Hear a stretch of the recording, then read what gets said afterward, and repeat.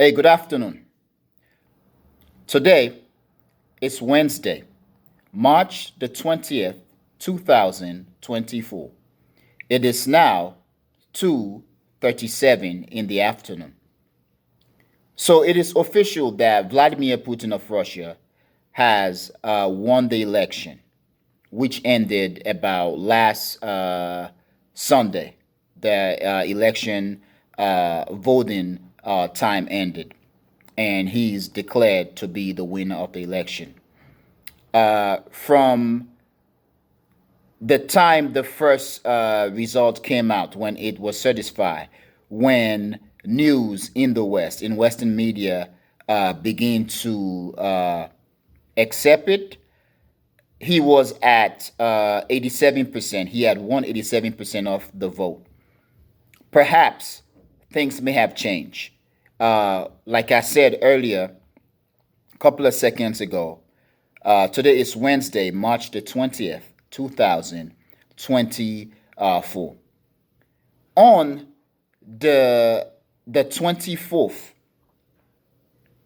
of February 2022, Putin ordered Russia's invasion of Ukraine. And since then, Western countries had basically been going all out, trying to destroy the Russian state of Vladimir Putin, with leaders coming out boldly stating that Putin should be removed from power, he should be killed. They are making fun of him. They are calling him killer or whatsoever. Now, I'm not sure what your perspective is in terms of Putin or the Ukraine war, okay, Russia's invasion of Ukraine. I'm not sure what your politics is, what your position is. But in terms of looking at the relationship between Western countries, Western leaders, and Russia or Vladimir Putin, the manner in which they are acting, the way they speak of Russia and Vladimir Putin, it is as if they are at war with Russia and Vladimir Putin, which it is the case, even though Western leaders are saying that they are not at war with Russia. The extent to which they've gotten themselves, their countries, and the individual leaders invested in the war effort, okay, in Ukraine and against Russia. There is no doubt that there is a war with Russia going on.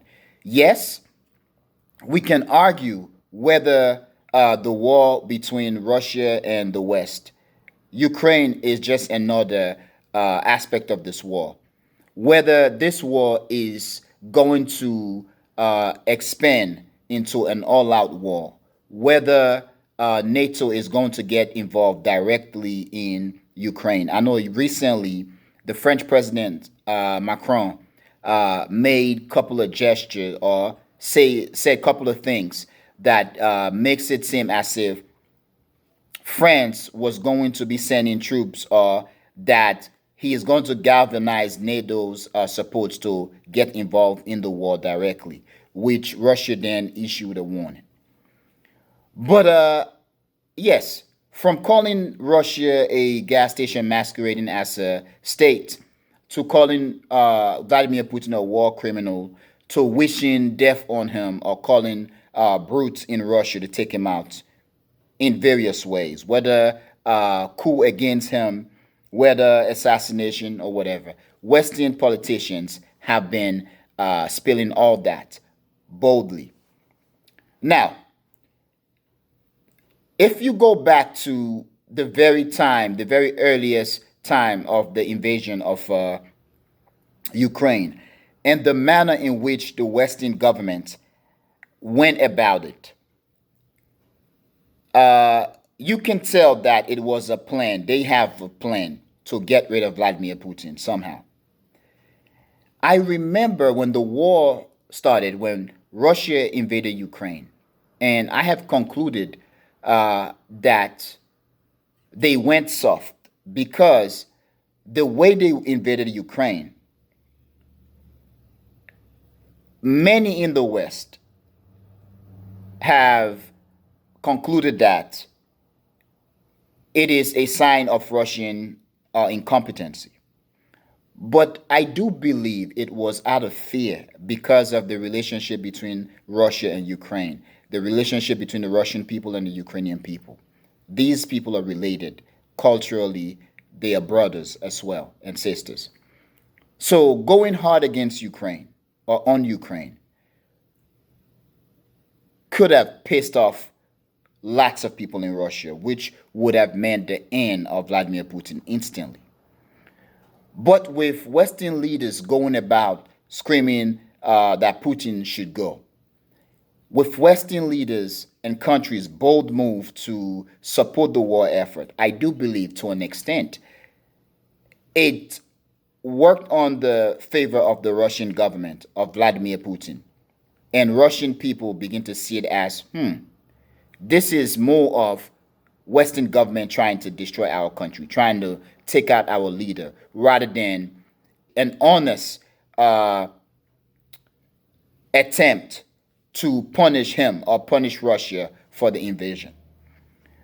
But even with that, I do believe that Western leaders and governments and countries did believe, yes, Vladimir Putin was going to win the election, which just happened.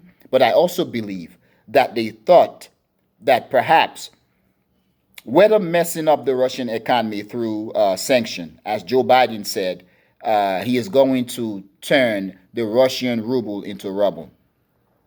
So whether messing up the economy, whether inciting some kind of unrest in Russia that would have led to the ouster of Vladimir Putin, I do believe the Western leaders and governments and countries thought that, yes, he was going to win this election, but if they play their ball harder enough and they're strategic enough in going after Putin, it would have been enough to the point where even if they do not get Putin out, the election would have gotten him out. People would have voted him out.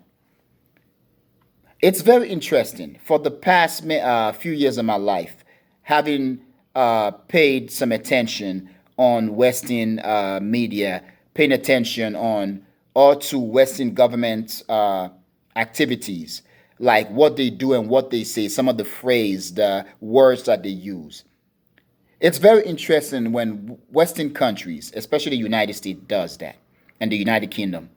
When they reference any country, it is often the leader. They never treat a country, as a system of people. I do believe if they do that, then that country will get grievance. And we have seen it today, even in Haiti, with barbecue being termed, or his people, he and his people being termed gangster. This man is not about gangster. He is not gangster. But if he is referred to as someone who is angry, okay, who is expressing his grievances because he and many in Haiti do not want the government or the guy who just resigned, they will be seen, okay, in the eyes of many around the world as freedom fighters, people who are fighting for the liberation of Haiti or for an independent Haiti. But if you refer to him and his men or his people as gangsters, it takes away the emotion or psychological connection to him, because it makes him the gangster, the menace to society who is destroying Haiti at all costs. And also, if they refer to him as anything other than gangster, it makes people ask, what was Haiti before he came to the scene?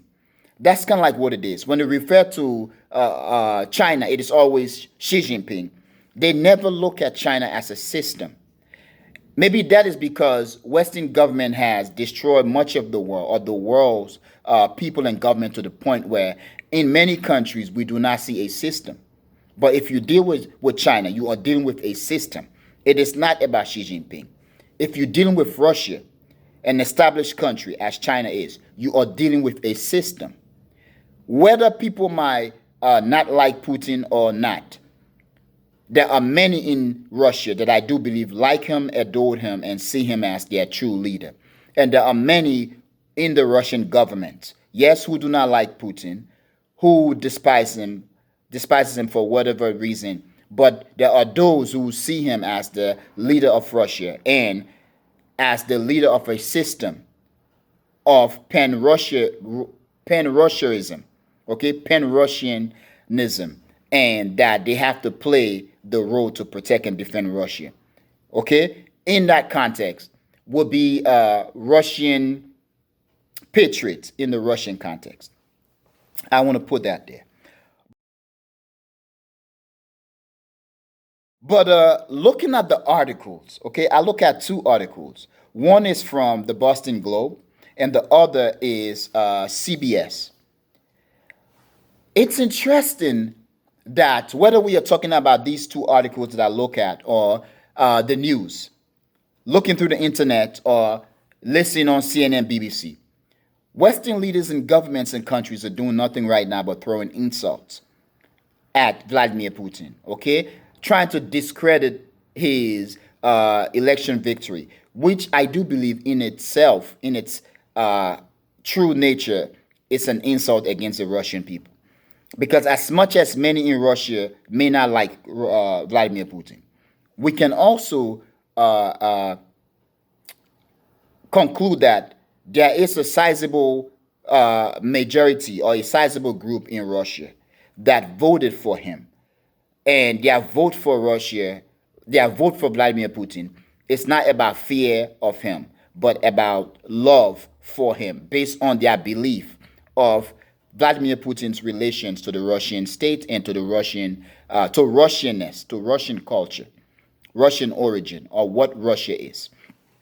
Now, both articles, what I'm going to do is I'm going to read some parts of both articles, okay? And I want to stress both articles is similar. That is something in the United States and also in the West where many will stress that the information coming out of the media, coming from the various media outlets, is so similar that it seems as if they are parroting the same word, the same text. I remember, I think it was Jon Stewart who did that. Like he is always catching them. He did something, either Jon Stewart or even Travel Noah, where they basically record the line of multiple news anchor reading the news. It was the same thing. Maybe one or two words or phrases might have changed, or a line might have been tweaked. Okay, but it was the same thing. It was as if, or it is as if the same person write all these statements. It is the case for this article. Uh, One from CBS and the other is from the Boston Globe. But the way it sounds, it is as if the CBS actually took this, parodied it from the Boston Globe. Once again, the first article is a Boston Globe article, and it does have an author. Basically, it has three authors. And the title of this article is Putin Extends Rules in Preordained Russian Election After Harshest Crackdown Since Soviet Era. The second article doesn't have an author. It is from CBS, and it reads, Russia's Vladimir Putin hails election victory, but critics make presence known despite harsh suppression. Now, I'm going to read a couple of things that I took from both articles and maybe react to them. All right, I'm going to start. Let me do the Boston Globe first because they do have, the Boston Globe does have authors, and it is probably the true source of this. I did mention earlier that once it was either Trevor Noah or Jon Stewart who did like one during their program. They show video of media news anchor reading their evening or their morning news, and it turned out to be the same line, which basically seemed as if one person wrote the same line for every media platforms or outlets out there. And that's what it seems for this.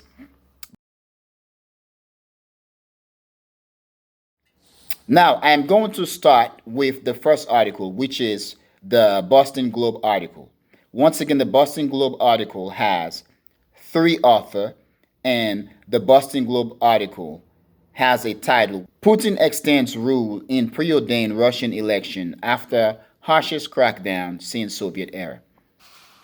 Reads, President Vladimir Putin extended his reign over Russia in a landslide election whose outcome was never in doubt, declaring Monday his determination to advance deeper into Ukraine and dangling new threats against the West. First of all, the first problem with this first paragraph, the word or phrase reign, R-E-I-G-N. It's a word or phrase that is often attributed to kings and queens, okay, the servant of a state. The way it is used in this context, it is not respectful, it is disrespectful. Secondly, with that paragraph, the author stressed that Putin has been dangling, okay, new threats against the West. What are the threats? Okay? The threats are not specified. I am going to continue. With all the precinct counted Monday, election officials said Putin had secured a record number of votes, underlining his total control over the political system. U.S. and other Western leaders denounced the election as a sham. Why? Why is the election a sham? Is it because you guys don't like it? And this is something that has been the case, and many people around the world, especially people from the global south who pay attention to Western politics. Whenever there is an election, if someone wins who the West doesn't want to win, automatically the election is a sham. It's not a free and fair election. If it is somebody who the West wants, even though the people may not like that person, it is a fair election. I'm going to continue. The election was neither free nor fair in any sort of ways, said Nigel Gold Davis, a senior fellow at the International Institute for Strategic Studies in London. It is not a free, not a fair election. Why? I'm going to continue. Ahead of the election, Putin's greatest political foe, Alexei Navalny, died in an Arctic penal colony. Anti-war candidates were banned. Anti-war candidates were banned from the ballots, and independent voices were silenced in a Kremlin-backed media blockade. Neither independent monitoring organizations were able to observe the elections, and analysts said online polling meant the vote was highly susceptible to manipulation. Any public criticism of Putin or his war in Ukraine has been stifled. That is a loaded paragraph. Okay, you stated that Alexei Navalny died in an Arctic penal colony, okay, in prison. Okay. And again, it's the death of somebody, so I know his family is feeling his loss. His wife is feeling his loss. But it doesn't necessarily make it not a free and fair election. And this person or the authors basically stated again the whole idea of anti-war candidate being barred from election. They also stated that no independent monitoring organization were able to observe the election. This is something that the West has done many times, especially in the global South, where when there are elections going on, you have this independent, quote unquote, organizations which basically tend to work directly with Western government, and they basically toe the line. They promote the narrative for the candidates that the West want to win or to be successful. And I know another election is coming up, which is the South African election. I don't know what step the ANC and the South African governments are taking, But one thing that the West has always stressed is the idea of an independent observer. Those independent observers, they are not independent. Those are the guys who come and promote a narrative and who will actually steal an election. I'm going to continue. Putin appeared Monday evening on Red Square in the heart of Moscow at a concert to mark the 10th year since he annexed Crimea from Ukraine. Putin's three token challengers for the presidency appeared on stage beside him and publicly supported him after campaigns in which none of them criticized him. It doesn't necessarily mean anything. Western election system or democracy period is becoming nothing but what's the word? Pageantry, symbolism. Politicians go out there and curse at each other and criticize each other, sometimes for something that is just ridiculous, sometimes for something that both of them are parts of, and they both got caught into it, and they both get called out during or after the debate. In my country, politicians go as far as cursing at each other's mom. So people not criticizing one another during an election season doesn't make it not free or not fair. And also, by doing this, saying all this, Putin winning 87% of the vote, which the election commission stated that 70 million people voted for him. We should not always, as it is in the West, stress or assume that because he win such victory margin that the election was not free or fair, or that people went and voted for him because they were afraid. It could be the case, yes, but if they do, so what? What is it? Was it a landslide with Ronald Reagan during that election? I don't remember the year, but I think he won everything but between 3 to 4 states.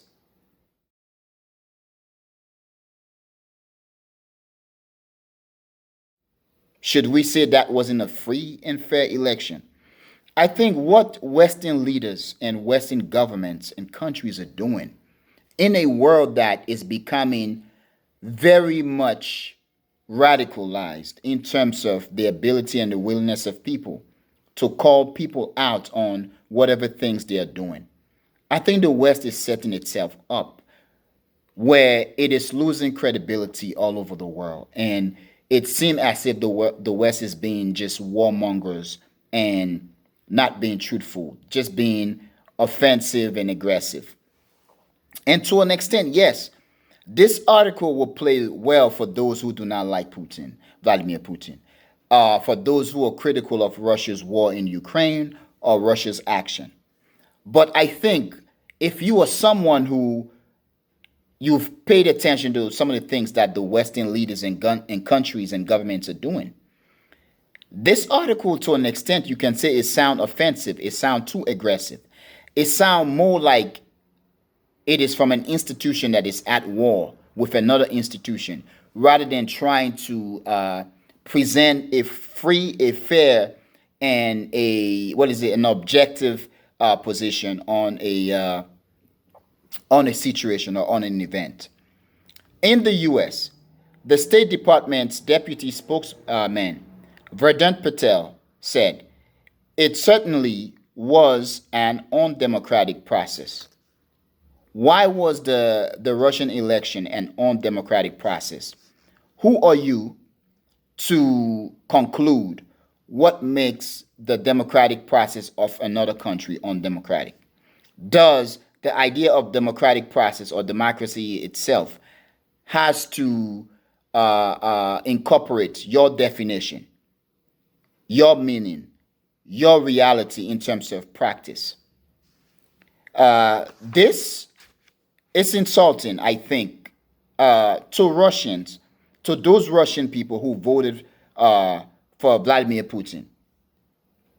no matter what their belief is. But I think it is also offensive, even for Russians who may not have voted for him. Because this, as much as it is going against or going after Vladimir Putin, it is also a denigration of the Russian system, period. It's belittling of the Russian system. That's what it is. I'm going to continue. Asked whether she had a message for Putin. That's Navalnaya, okay? That is the wife, the spouse of Alexei Navalny. She said, basically, I guess to the press, please stop asking for messages from me or from somebody for Mr. Putin. There could be no negotiation and nothing with Mr. Putin because he's a killer, he's a gangster. Now, that is Russian politics. And also, she is right, she is grieving. Her husband died. Whether he died of a natural cause or whether he was actually murdered in the prison. For someone who is grieving, she deserves her grief.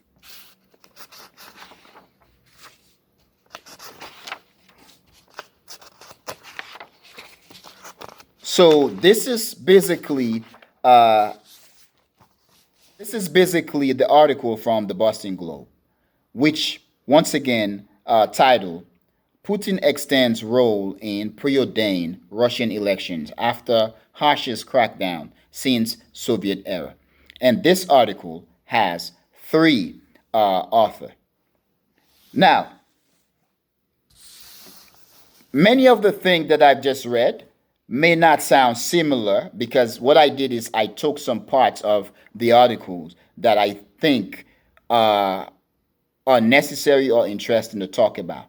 But actually, they are the same article. They are the same article.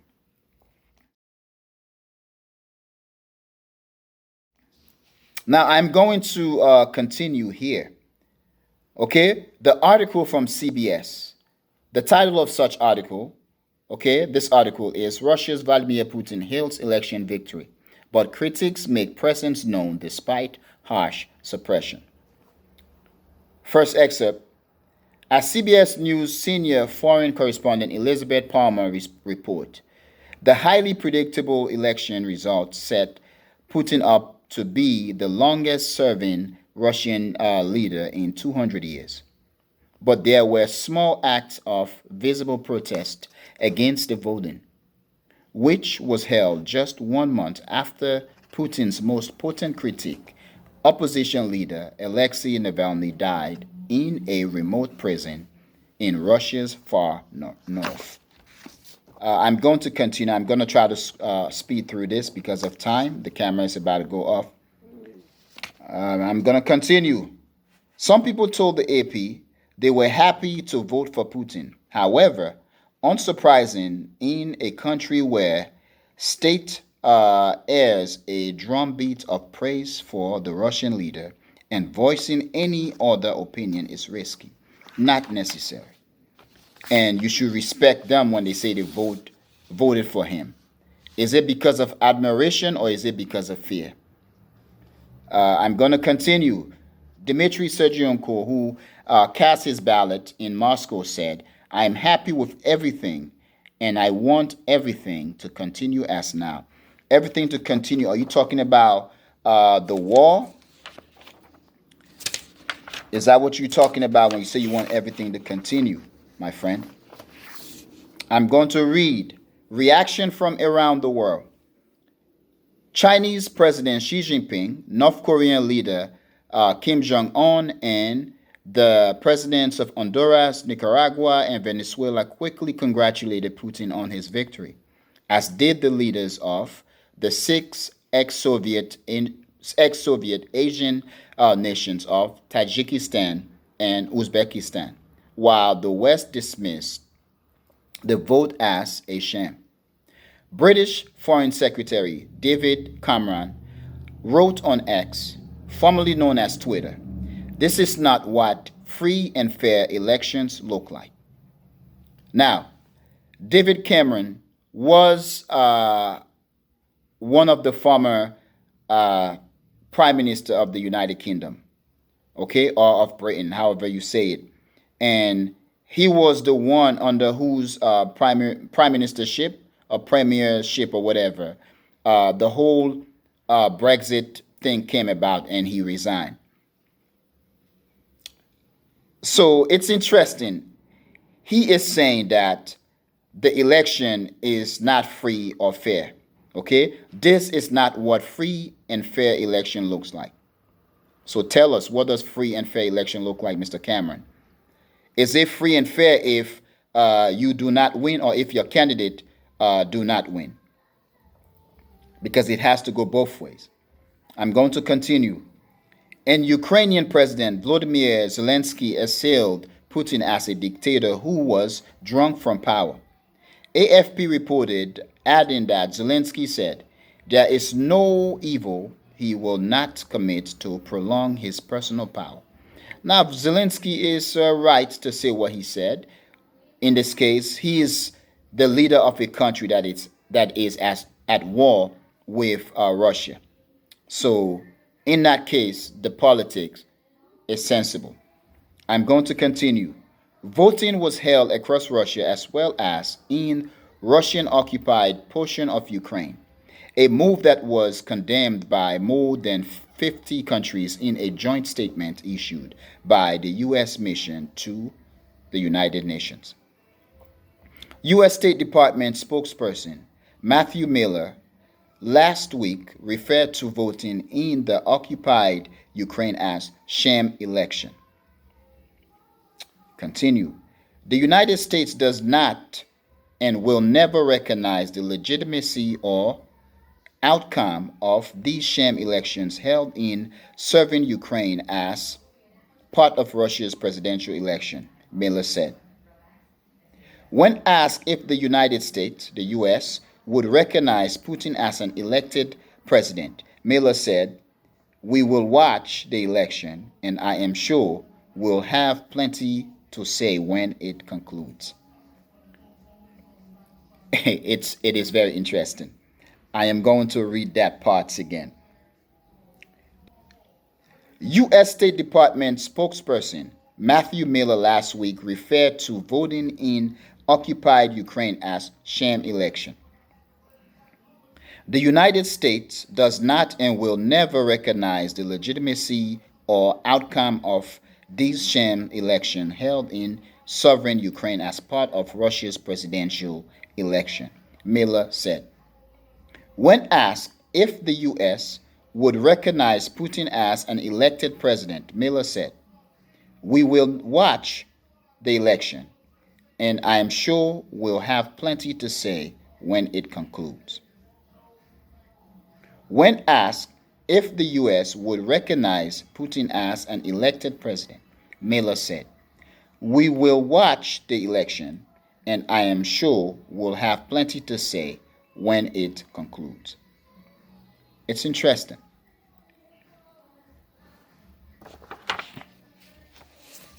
As much as Western leaders are arguing or saying that they are not at war with Russia or Vladimir Putin, the statements and the phrase they use, okay, the phrases, the words they use, the manner in which they try to dismiss the election or dismiss Vladimir Putin, it's evident that they're at war. Yes, it is not a hot war. It is a cold war. Matter of fact, I do believe we are in the midst of another cold war between the West and Russia. And the same thing is being played out. However, this time the rest of the world is much strong enough to resist, to say we don't want no part of this. But yeah, the West is losing credibility, and they do not know how to act upon losing their credibility. And I think they are doing it to themselves. Part of this is that they came out boldly opposing Vladimir Putin and make statements such as, "We are going to get this guy. We are going to get him out of power, or somebody needs to kill him. He is this and he is that." You spent how many years cursing at him? Now he emerged again victorious. You have no but to work with them. I'm going to end here. Thank you very much for watching The Echoing Voice. Peace.